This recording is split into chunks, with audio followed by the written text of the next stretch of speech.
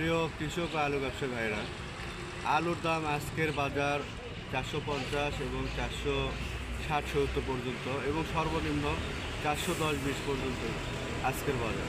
আজকে কৃষক আলুর হাট।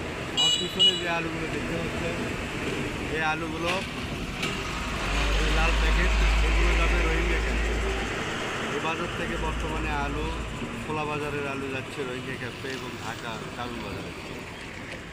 আমি যতটুকু তদারকি করে দেখলাম, এখানকার যে বাজারে প্রতিদিন আপনার যে বাইরের যে ব্যবসায়ীগুলো আসতেছিল, এই ব্যবসায়ীগুলো এখন এলাকার ব্যবসায়ীদের উপরে নির্ভরশীল।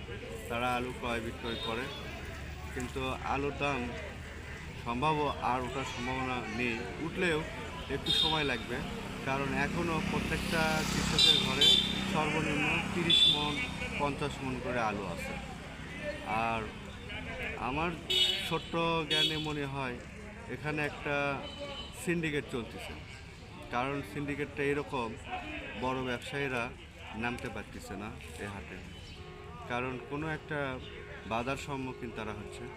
তো বাংলাদেশ সরকার এবং প্রশাসনিককে নজরদারির জন্য বারবার বলবো যে আপনারা অন্তপক্ষে বাজারে এখন এই অবস্থায় একটা মনিটরিং দরকার, কারণ সিন্ডিকেটটা ভাঙতে হবে। ব্যবসায়ীরা কীভাবে আলু কিনতেছে এবং কী পরিমাণ আলু কিনবে। উৎপাদন হয়েছে বেশি, আলু বেচা কিনা হচ্ছে প্রচুর হারে, কিন্তু তারপর দাম বৃদ্ধি পাচ্ছে না।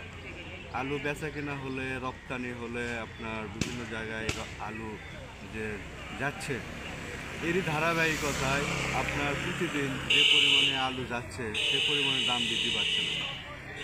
আমার স্বল্প জ্ঞানে আমার মনে হচ্ছে আলু সিন্ডিকেটে পড়েছে। তো অবশ্যই সরকার এবং প্রশাসনিককে খতিয়ে দেখার জন্য বিশেষভাবে অনুরোধ করব। আল্লাহ হাফেজ।